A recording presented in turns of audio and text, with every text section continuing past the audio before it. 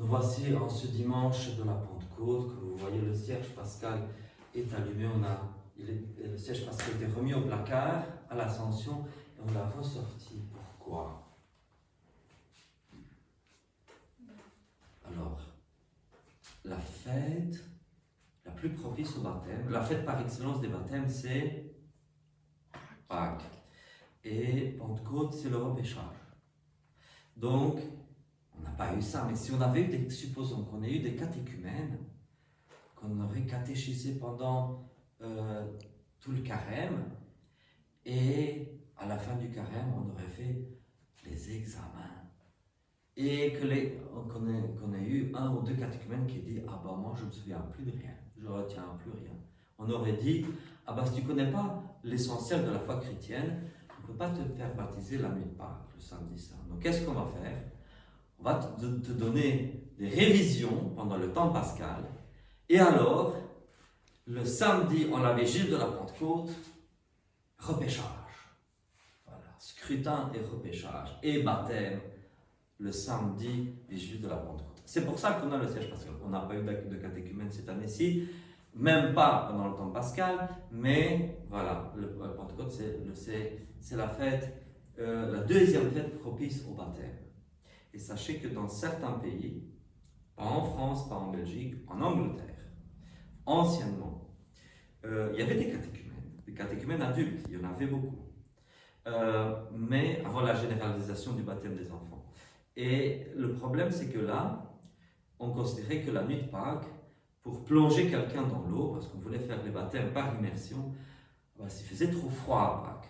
Donc, même quand il y avait des catéchumènes, on les ajournait jusqu'au samedi de la vigile de la Pentecôte, parce que là, il fait chaud, c'est l'été, on peut dire liturgiquement que c'est aujourd'hui commence l'été, et donc, on peut faire un baptême par immersion le samedi, vigile de la Pentecôte. Donc voilà, on a toujours le cierge pascal. Voilà. Et si on utilise à la messe le canon romain, dans le canon romain à la Pentecôte, on prie aussi pour ceux qui ont été baptisés. Donc voilà. Je pense que, parce qu'il y a eu des gens qui au XXe siècle ont essayé de détruire la vigile de la Pentecôte. Nous ici, on ne l'a pas célébré hier pour des motifs pratiques, parce que j'ai un boulot en dehors de l'église, donc j'ai été au travail, je n'ai pas pu célébrer, mais quand on est libre, il faut célébrer la vigile de la Pentecôte, même s'il n'y a pas de baptisé, c'est pas grave, il faut la célébrer, parce que un jour il y en aura. Et il faut savoir que, voilà, si un jour il y a des candidats au baptême, il ne faut pas qu'on ait détruit le cadre qui sert justement à cela. Et même quand il n'y a pas de personnes à baptiser, il faut célébrer la vigile de Pentecôte. Donc voilà, pour le cadre liturgique. Alors qu'est-ce que la Pentecôte? C'est la fête de quoi? Angélique nous a lu, donc pour ceux qui ne connaissent pas beaucoup d'histoire et tout ça, j'espère seulement que vous avez été attentifs. Et Angélique nous a fait la première lecture des Actes des Apôtres. Et là, on a la toute dernière signification de la fête de Pentecôte. Qu'est-ce qui s'est passé? C'était quoi? Il y avait le Saint-Esprit. Le Saint-Esprit, il a fait quoi? Qui est entré en les personnes. Oui, dans les personnes, les apôtres, effectivement, c'est ça. C'est le Saint-Esprit. Donc, c'est très bien. Donc, Jésus, vous savez, il est ressuscité, il est resté 40 jours, pendant les apparitions qui ont duré 40 jours. Après 40 jours, qu'est-ce qu'il fait? Il monte au ciel, il reste 10 jours, mais avant de monter au ciel, il dit « Attendez à Jérusalem, ne partez pas, parce que je vous enverrai l'Esprit Saint. » Et donc, le jour de la Pentecôte, donc, qui est 50 jours, 40 plus 10, ça fait 50, donc 50 jours après Pâques, l'Esprit Saint descend sur les disciples. Voilà, c'est ça la fête de l'Esprit Saint, la fête de la descente. Mais à l'origine, je vais vous raconter ce que c'était à l'origine. Comme je vous l'ai dit très souvent, Pâques, à la base, c'était la fête de printemps. Et après, c'est devenu la fête de la sortie d'Égypte. Donc ça prend une deuxième signification. L'arrivée en terre promise, etc., etc. La résurrection du Christ, hein, ça c'est la dernière signification de la Pâque. Mais la Pentecôte, c'était, donc ça comme je dis, donc la Pâque, c'était aussi la fête du nouveau froment. Hein, donc c'est à Pâques que dans les pays méditerranéens, on peut récolter les tout premiers épis de froment, plus exactement d'épeautre. Et donc le pain pascal, le pain asime pascal, en principe doit être fait de ce premier froment. Mais il n'y a pas que du froment qu'on cultive. On cultive encore de nos jours, mais surtout beaucoup par le passé, on cultivait l'orge. Alors pourquoi? On a déjà mangé du pain d'orge. Il n'est pas aussi goûteux que le pain de froment, mais il a beaucoup plus de rendement. Et c'est vrai qu'au niveau nutritionnel, il est peut-être un peu meilleur. Mais on cultivait surtout beaucoup d'orge parce que l'orge a un plus grand rendement que le blé. Mais le premier orge, même en pays méditerranéen, n'était pas récoltable à Pâques. Et donc Pentecôte, c'était la fête du premier orge. Et voilà. Mais non, nous ici, on est un peu plus au nord, même le froment est encore loin d'être prêt. Donc voilà. Mais c'était ça, la fête du nouvel orge à la base. Et petit à petit, on s'y met à fêter autre chose. Si Pâques est la fête de la sortie d'Égypte, Pentecôte était devenue petit à petit la fête du don de la loi sur le mont Sinaï. D'ailleurs, on a chanté le psaume de l'introïde qui parle du mont Sinaï. Le peuple est parti dans le désert, il est sorti d'Égypte. Youhou, on a échappé aux Égyptiens. Ah ben là, on est dans le désert. Et puis 40 ans dans le désert. Enfin, comme le disait hier le père Jean-Baptiste, 3 mois auraient suffi pour arriver en terre promise à pied, mais ils ont été rebelles à Dieu, etc., etc. Et Dieu les a gardés 40 ans dans le désert. Et c'est là, dans le désert, que sur le mont Sinaï, Dieu donne les 10 tables de la loi.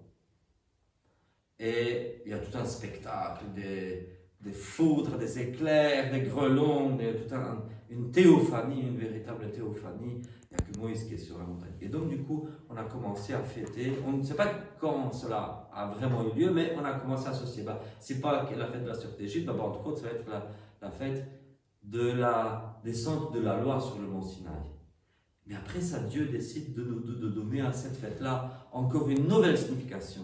Ce n'est plus la loi qui descend du mont Sinaï, mais c'est l'Esprit Saint qui descend sur les disciples. Voilà un peu pour la fête d'aujourd'hui. Maintenant, je vais retenir votre attention encore un petit peu pour parler de l'Esprit Saint. Nous croyons, comme vous le savez, en un Dieu unique, Père et Fils et Saint-Esprit.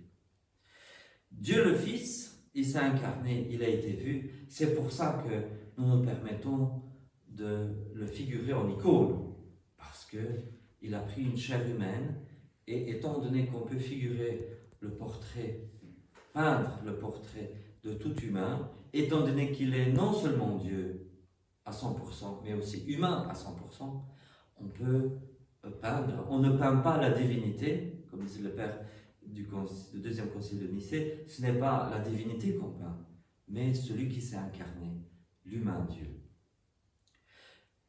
La troisième personne de la Sainte Trinité, elle n'a pas de corps. Le Saint-Esprit est descendu sur le Jourdain à la manière d'une colombe. Et cela ne veut pas dire que l'Esprit Saint est un pigeon, attention.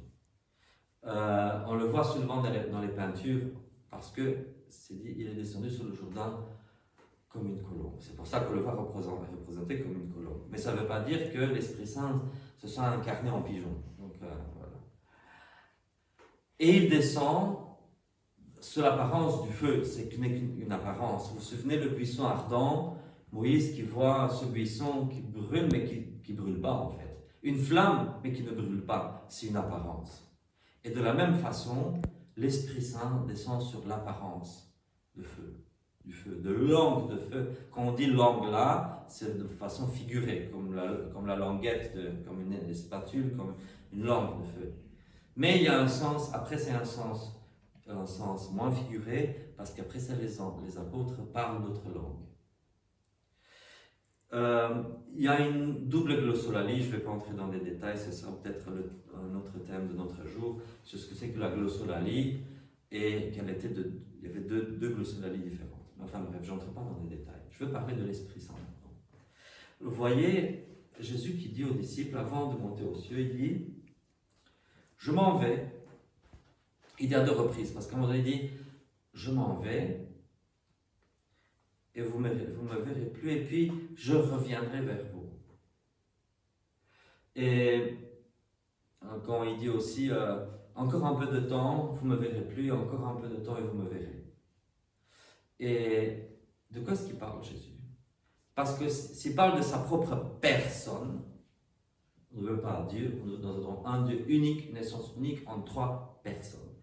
Donc il ne parle pas de sa personne, parce qu'il est monté au ciel, il n'est plus redescendu. Bien sûr, il est là dans l'Eucharistie, mais de façon cachée.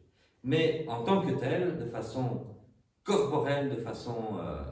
voilà, il n'est pas encore revenu. Donc on a l'impression que Jésus a menti. Quand il dit « encore un peu de temps, vous ne me verrez plus », et encore un petit peu de temps, et vous me verrez. Où est-ce qu'on... Non, parce qu'il n'est pas revenu. Mais si, en fait, il ne parle pas de sa personne, mais il parle de son essence. C'est Dieu qui parle. C'est pas seulement la personne du Fils qui parle, c'est l'essence divine qui parle. Quand il dit encore un peu de temps, voilà. Les disciples le voient encore un peu pendant ses apparitions après la résurrection, puis il ne voit plus pendant 10 jours, et puis il revoit Dieu. C'est pas qu'il voit l'essence divine, mais c'est l'essence divine qui parle, mais Dieu, l'Esprit Saint, donc cette fois-ci c'est la personne de l'Esprit Saint, qui va se montrer sous une apparence visible. Pas son essence, pas une incarnation, mais sous une apparence, afin qu'il puisse être vu. C'est encore une théophanie.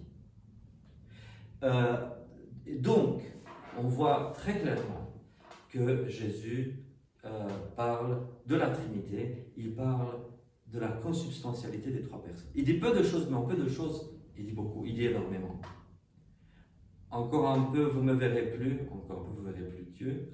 Encore un peu de temps et vous me reverrez à nouveau, vous reverrez Dieu.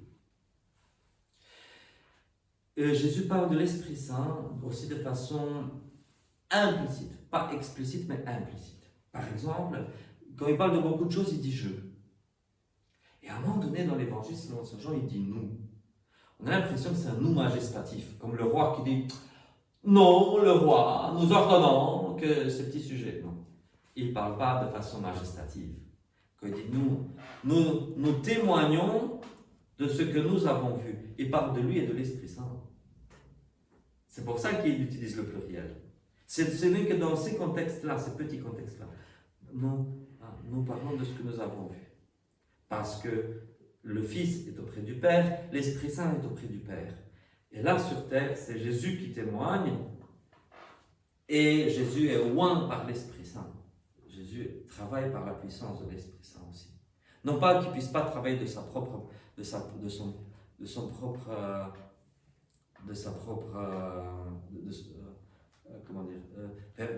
personne, mais il y a une coopération des 3 personnes dans l'action divine.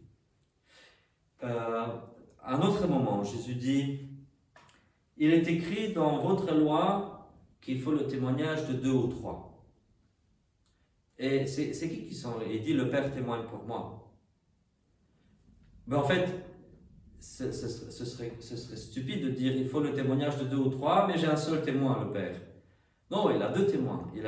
Même s'il ne mentionne pas l'Esprit Saint, il est implicite. Le Père et l'Esprit Saint témoignent du Fils à travers les œuvres que le Fils fait, c'est-à-dire les miracles qu'il a accomplis. C'est comme ça que donc il y a encore la Trinité qui est invoquée et l'Esprit Saint de façon implicite dans les évangiles. Et Jésus nous dit encore dans l'évangile d'aujourd'hui, l'Esprit Saint vous enseignera toutes choses. Il dit maintenant, Et il dit une autre chose dans un autre passage, toujours dans Saint Jean. Ils utilisent le mot paraclet.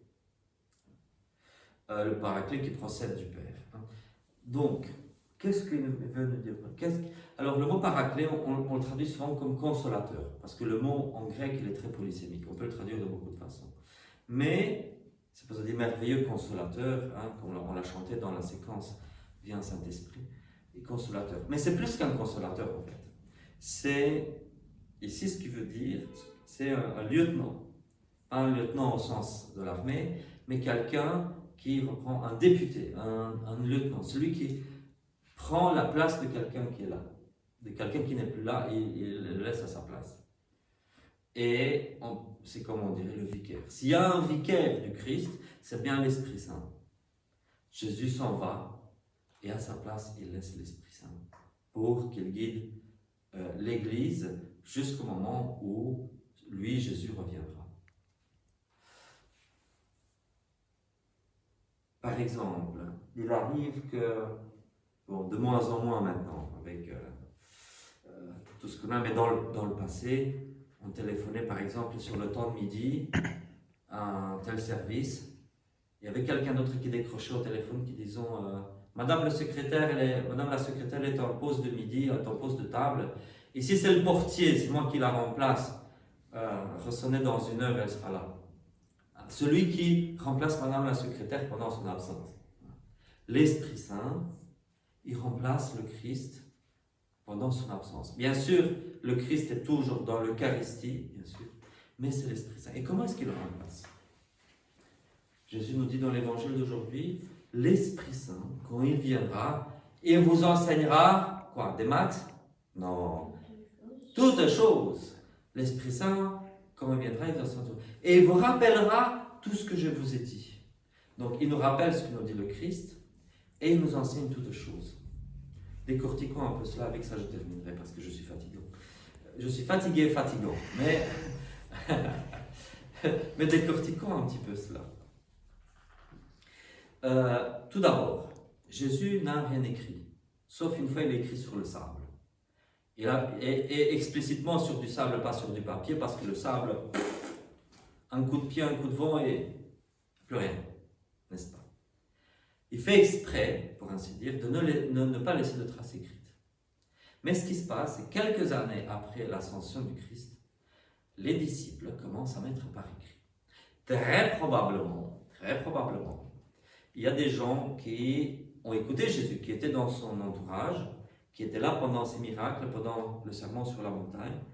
Après la Pentecôte, ces gens-là vont faire partie des premières églises, et ces gens-là ont pris des notes, un petit peu.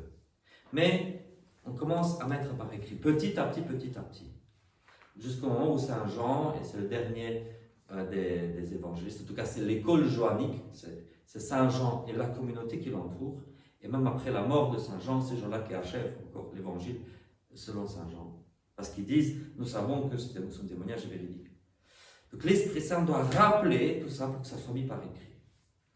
Et même avant que ce soit mis par écrit, les apôtres et les premiers évêques célébraient l'Eucharistie, ils n'avaient pas de Nouveau Testament, comme nous, ils n'avaient que l'Ancien Testament, ils lisaient l'Ancien Testament, et puis racontaient de vive voix les merveilles de Dieu, racontaient la mort et la résurrection du Christ dans l'homélie. Hein? Le seul Nouveau Testament qu'il y avait dans un premier temps, c'était l'homélie. L'Esprit Saint doit rappeler aux disciples. Mais non seulement rappeler, mais enseigner toutes choses. Et avec ça, je vais terminer. En fait, Jésus a déjà dit dans les évangiles, il y a plein d'autres choses que vous devez apprendre, mais vous n'êtes pas prêts. Vous n'êtes pas prêts pour les entendre maintenant. Vous êtes incapables de les entendre maintenant. De un, c'était parce que Jésus a d'autres choses à enseigner. Et de deux, parce qu'il y avait des thèmes qui n'étaient pas encore ouverts à cette époque-là.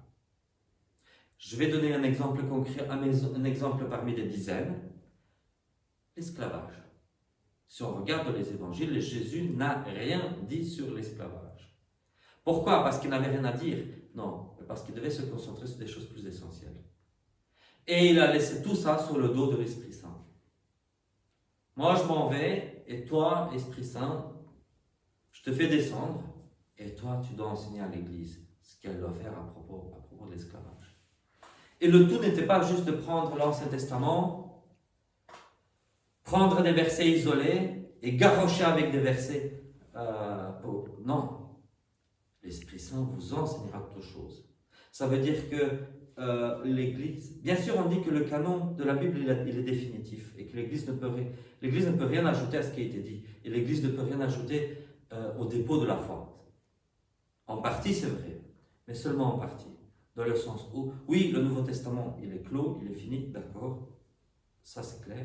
Mais le dépôt de la foi, le dépôt est le même. La foi des apôtres est la même que notre foi, et ça c'est vrai. Et il y a un certain professeur Newman, Jean-Henri Newman, qui a émis une thèse qui me semble presque hérétique, où il parle d'une révélation progressive. Où il parle c'est la même écriture, dit-il, et de là, petit à petit, le pape de Rome peut prendre des passages, les reméditer et en sortir de nouveaux dogmes. Et tout d'un coup, l'Église se réveille. Ah, il y a un truc qu'on ne croyait pas, à partir d'aujourd'hui, on la croit. Non, ça c'est de la misère. C'est quasi hérétique ce qu'il dit. Non, pas comme ça. Mais parfois, il y a des choses auxquelles on n'a pas pensé par le passé. Ça ne veut pas dire que le passé a donné une réponse définitive. Il y a plein de choses sur lesquelles l'Esprit Saint a déjà donné une réponse définitive. On ne peut plus revenir là-dessus. Mais il y a d'autres thèmes, comme je vous ai dit, l'esclavage. Il a fallu que l'Église puisse décortiquer tout ça. Pas qu'on invente une nouvelle foi. Ce n'était pas des dogmes. La doctrine de l'Église est restée la même. Mais il fallait prendre des nouvelles directives dans l'éthique, dans la morale. Et c'est là, pour ça que je pense que quand on parle de la foi et les mœurs, on ne peut pas les mettre dans le même paquet. La foi chrétienne, elle n'a pas changé d'un trait depuis le temps des apôtres. La foi est une chose. Par contre, la discipline de l'Église, la morale, l'éthique, tout ça, ce sont des choses qui ont dû se développer. Et là, nous devons écouter la voix de l'Esprit. Dans l'Apocalypse, il est dit souvent, voilà ce que l'Esprit dit aux églises. Donc l'Esprit Saint continue de parler aux églises. C'est aux églises de discerner la voix de l'Esprit Saint encore de nos jours.